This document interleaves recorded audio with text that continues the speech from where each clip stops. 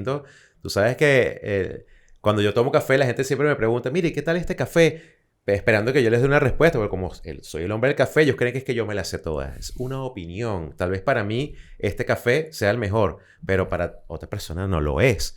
Y es que a todo el mundo le gusta opinar, porque ahora cuando estás en las redes sociales, todo el mundo sabe de todo. Pues entonces te metes en las redes y opinas de algo. Eso depende del número de seguidores. O sea, si tienes suficientes no, seguidores, tienes más credibilidad. Sí, tienes más. No importa que no sepas nada del tema en realidad. No pasa nada. Solamente si tienes muchos seguidores, debe ser cierto. hay que creerle. Pero ¿sabes qué? Eso le decían... La gente se burla. No, que la abuela dice, eso salió en internet, eso tiene que ser cierto. Pero ya va, todo el que dice, porque fulano tiene no sé cuántos millones de seguidores, te tiene que ser cierto. O sea, por Dios, estamos hablando exactamente de lo mismo. Antes decían las abuelas cuando lo veían en la televisión, si sale en la televisión es porque existe. Eso es verdad. Era como una marca de credibilidad. Ahora se mide por los seguidores. Si tienes un montón de seguidores, miles de seguidores, entonces te da como más autoridad para hablar sobre un tema. Pero ¿qué pasa cuando esa opinión lo que hace es distorsionar la realidad acerca de algo que puede ser sensible, por ejemplo? Bueno, a mí una vez en el posgrado una profesora se me puso molesta porque ella dijo que teníamos que escribir un artículo científico y después uno de opinión y que entonces el científico era la diferencia, que el científico era de tantas páginas y el de opinión era de tantas páginas. Yo le digo, o sea, que si yo expreso mi opinión en un número suficiente de páginas ya es ciencia. No, pesa más. Pesa más, no, es así. Y por eso este tema que queremos hablar el día de hoy sobre los opinadores de oficio nos trae a este presente. Así que, por cierto, hablando de opiniones, me encanta tu franela.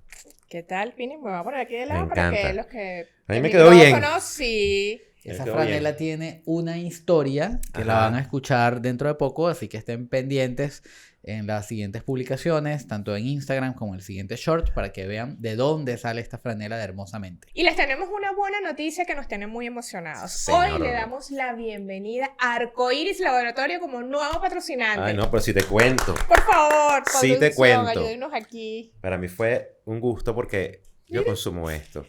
¿En serio? Me encanta, sí.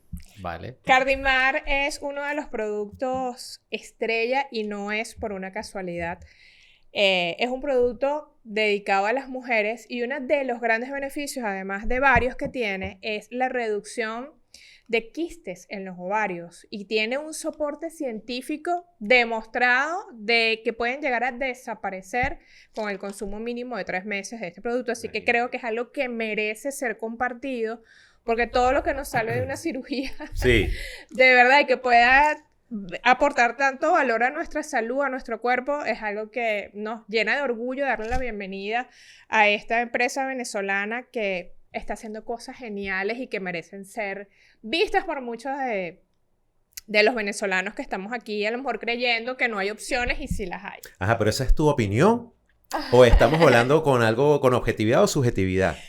Objetividad, porque realmente los estudios científicos demuestran... perfecto. ¿Ok? O sea, que una de las recomendaciones que podríamos hacer en el caso de los opinadores de oficio, a la gente que le encanta opinar, siempre decirle, por ejemplo, o preguntarle, ¿tú comprobaste esa información? Exacto. O sea, verificar si la persona lo que está diciendo tiene alguna fuente, ¿no? Claro, es que una de las diferencias fundamentales en los digamos, la exposición de resultados de procesos cuando son científicos es que no están basados en testimonios, sino en estadísticas. O sea, claro. Una cosa es que tú hayas podido, a través de una experiencia, validar con el testimonio de una persona que esto te pasó, y otra cosa es que puedas demostrar que de manera sostenida este producto sirve para lo que fue creado. ¿Viste? Por eso es lo importante justamente de poder diferenciar cuando alguien está hablando en la verdad o está inventando, o sea, está opinando por opinar, porque cuando a la gente le gusta opinar, termina desviando, porque es una opinión de oficio, o sea, él opina porque eso es lo que él cree, porque lo leyó tal vez en la red social o lo vio en televisión, pero no tiene un basamento científico, eso es lo que él cree. Claro. O sea, es muy subjetivo.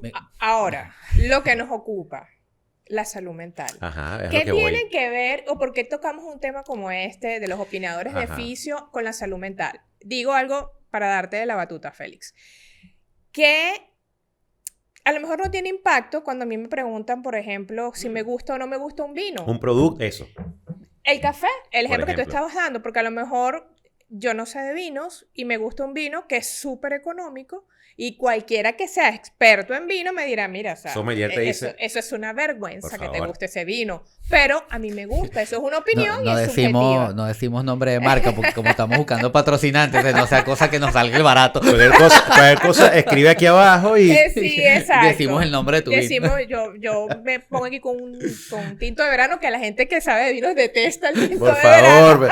Bueno, el que no sabe. Ajá. Oye, el que sabe, ¿qué te No, dice? el que sabe que no, ¿cómo vas a dañar el vino así con un Ajá. tinto de verano? Pero vengo a defender ajá. la cosa. Se trata de que No, ya, déjame cerrar la idea. O sea, perdón. no hay un daño para nadie en que a mí me guste o no me guste un vino. Pero es ¿qué verdad. pasa cuando hay una opinión de oficio con algo que puede afectar tu salud mental? Que crea o un puede- sesgo. Que crea un sesgo que te hace creer, por ejemplo, hablemos de la visión que hay acerca de la belleza femenina. Y cuando hay una matriz de opinión que Una se noticia. genera de manera masiva en función de que las mujeres hoy que son más exitosas es porque duermen menos tiempo, duermen nada más 4 horas y las demás están perdiendo el tiempo. Por Bueno, ejemplo, o sea, El club de las 5 de la mañana. El Ay, club- pobre gente. yo estuve en el club de las 5 Ay, de no. la mañana o el No, no, no. un tema año. o el tema de que Ajá. los niños Vale. tienes que darles educación financiera muy estricta desde pequeños porque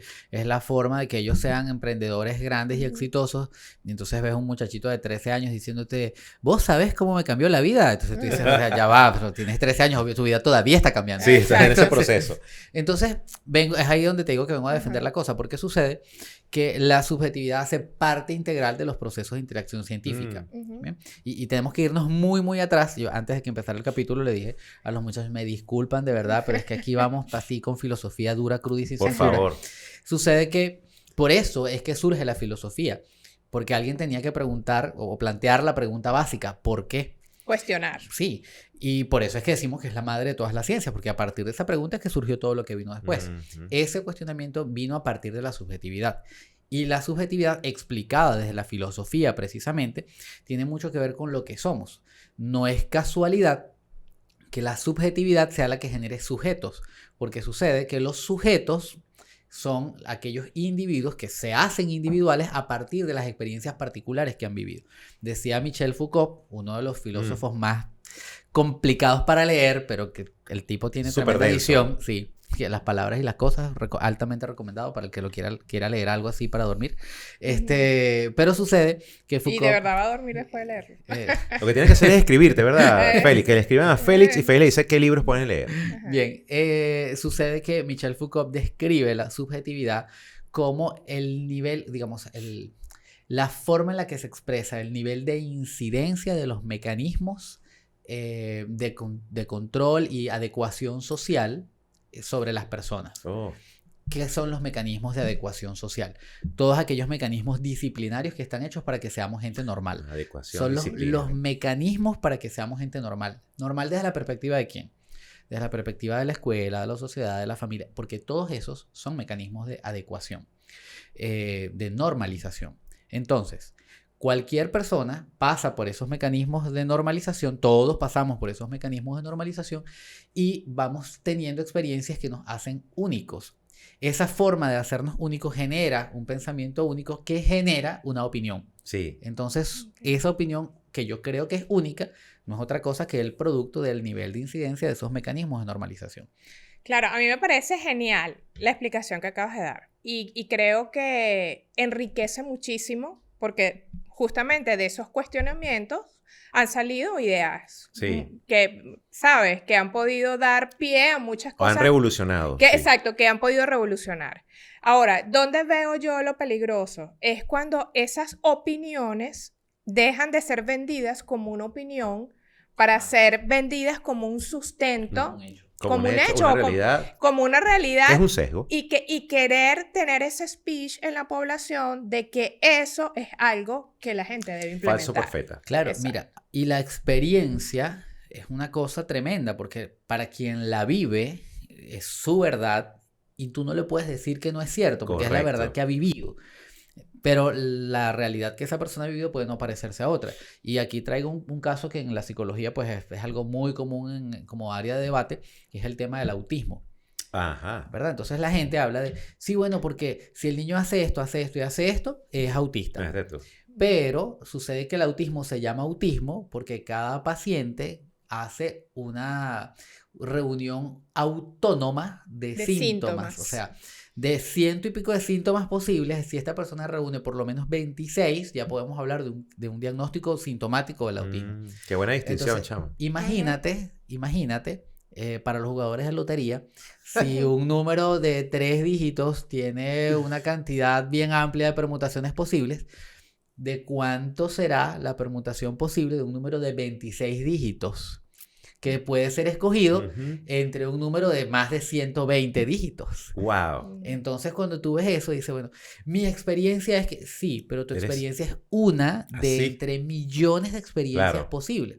Que además se da en un entorno que también es único, porque tu entorno Sí. familiar, escolar, nacional, es único. Sí. Tú sabes que el tema de los opinadores de oficio y tomando como base lo que estás comentando tú, Verusca, se ve más marcado o tiene mayor impacto cuando esto está asociado a una noticia de carácter público y entonces todo el mundo opina sobre esta noticia o una situación muy particular en una persona o una institución o algo que pasó.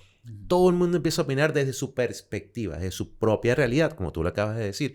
No hay un plano en el cual tú digas, bueno, me voy a parar desde el punto de vista social y voy a hacer una opinión, porque no soy sociólogo.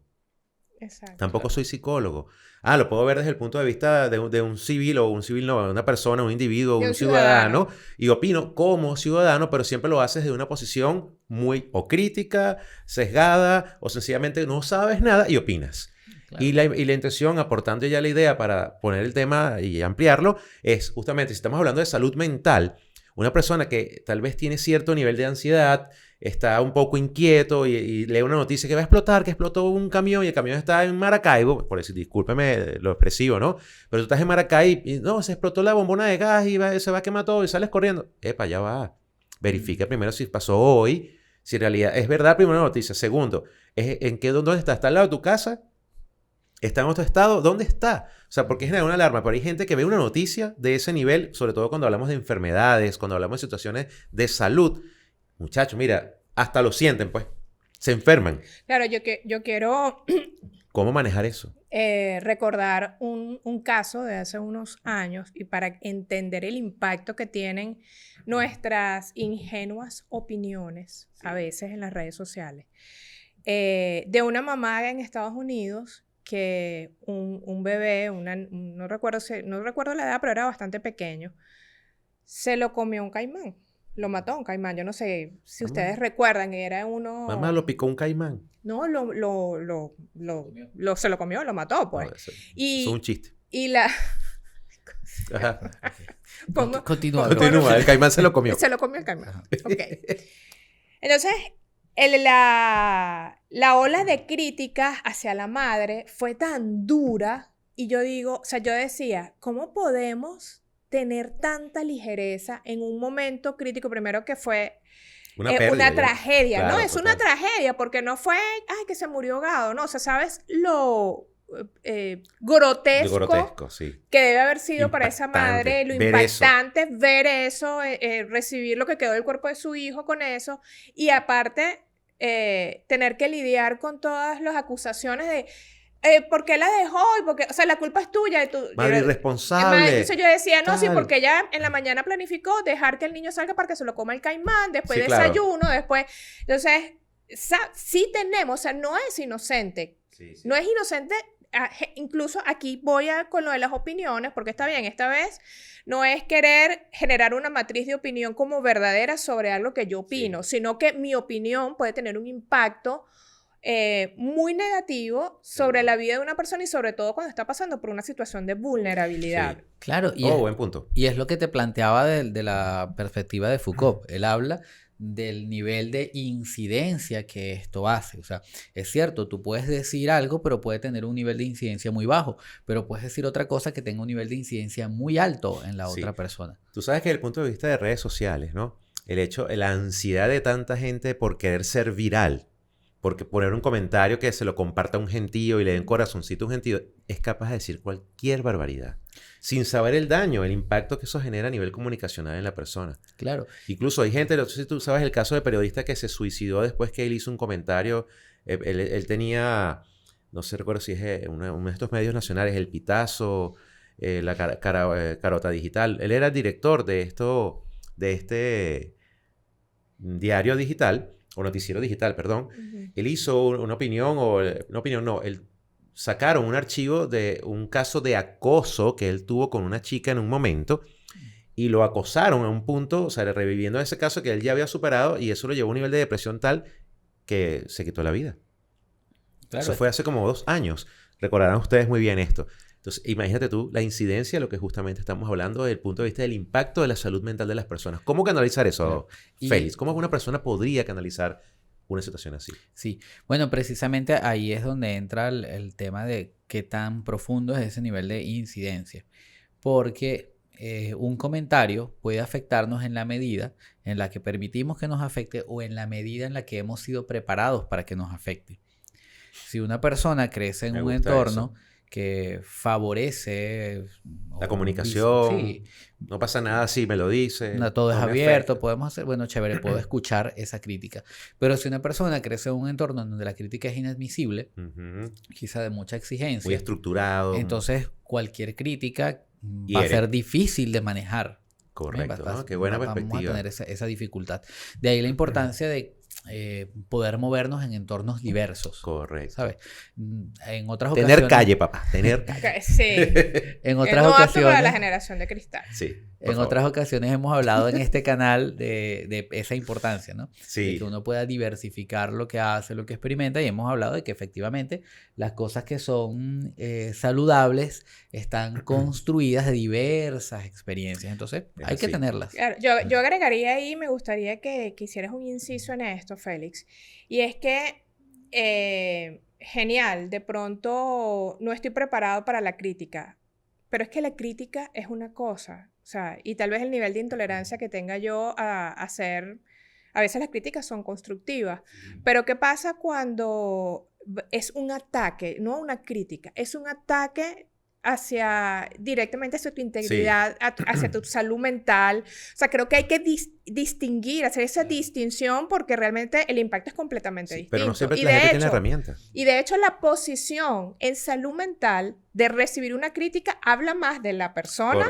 que de quien está generando la opinión. Sí. Pero quien hace un ataque hacia una persona que está en una situación vulnerable, incluso a veces las personas que les encanta opinar sobre el cuerpo de los demás. Ah, no, pero eso te iba a decir ahorita. O sea, sí, pero es que fíjate, es curioso. Eso te iba a decir, mete una miss. Es curioso porque en términos de psicopatología hablamos de que la enfermedad está de ambos lados. Es decir, si una persona, en ese caso que has hablado del tema de la forma o de la figura corporal, si una persona sufre de algún trastorno dismórfico, por ejemplo, por supuesto que le va a afectar mucho. Cualquier cosa. Entonces, esa sensibilidad que tiene desde su subjetividad va a mostrar un aspecto muy peculiar de su vulnerabilidad. Sí. Pero resulta que del otro lado, quien se ve en la necesidad de expresar negativa e hirientemente acerca del cuerpo del otro, quien hace bullying, quien maltrata, también está en una condición de insanía. O sea, lo comentamos en un capítulo.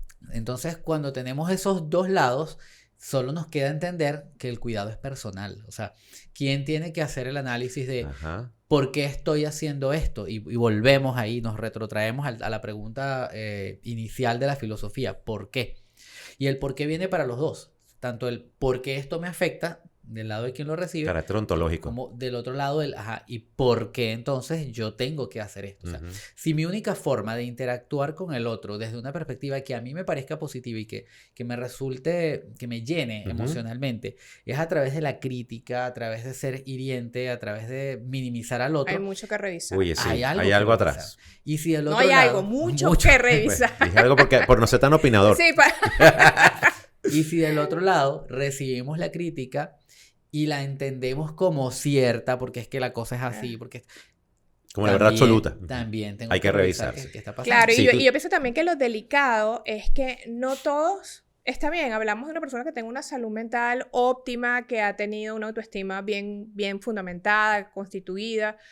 Pero ¿qué pasa cuando hablamos de los adolescentes, de personas que están en construcción como seres humanos, de los niños? Son temas que hay que abordar. Sí, o por lo menos personas que están en situaciones vulnerables. Una mamá que acaba de dar a luz, la química de su cuerpo claro. no le da para tener una estabilidad mental. Literal. Cualquier cosa la quiebra. Cualquier cosa la quiebra.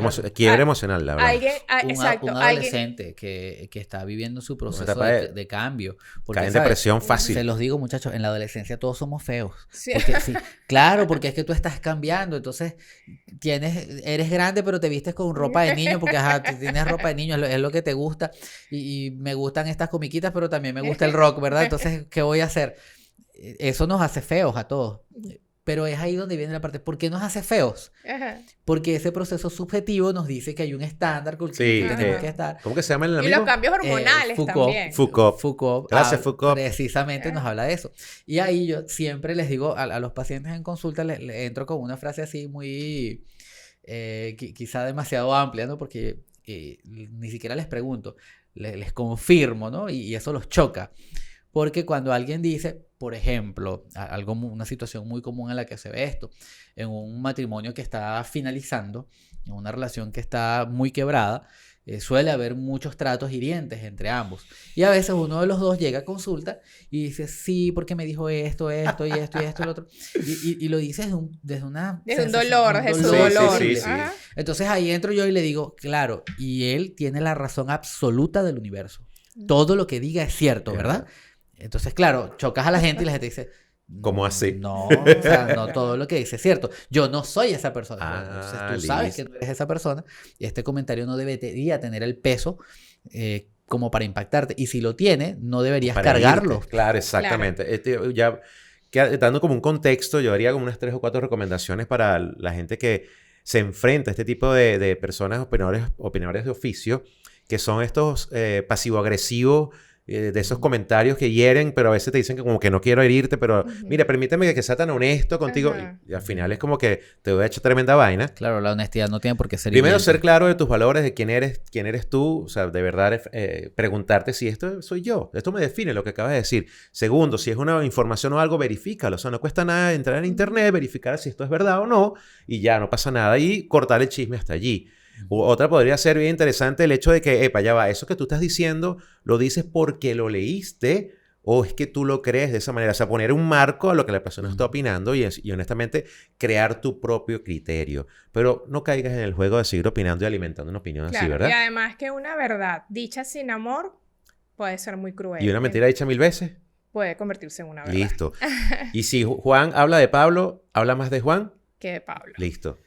Sean como la gente de Laboratorios Arcoíris. ¿Verdad? No se queden solo con que a este paciente le cayó bien. No, verifiquen, hagan estudios que les permitan saber. Para garantizar y respaldar lo que ustedes están diciendo como una verdad. ¿Cómo te fue a ti con el Osteoflex? Mira, sabes que es bien cómico porque yo justo cuando fuimos a hablar con la gente de Laboratorios Arcoíris venía con un dolor de rodilla tremendo porque yo subo el cerro de la Serranía de las Delicias y cuando yo llego allí y lo primero que me encuentro es un pendón así que bueno, para Aquí los dolores de rodilla yo bueno, necesito uno de esos. Vámonos. Entonces, bueno, ya saben, nos vamos a ver pronto. Sigan nuestras redes, @hermosamente2024. Comparte, comenta y por favor dale like. Eso nos ayuda muchísimo a seguir creciendo con ustedes en esta comunidad tan bella que estamos y déjanos impulsando. tu opinión. Aquí sí puedes darnos tu opinión, que aquí estamos preparados mentalmente para... Eso es verdad. para apoyarte o para digerir lo que nos digas. Pues está bien, es válido si no te gusta algo. Se les quiere. Gracias.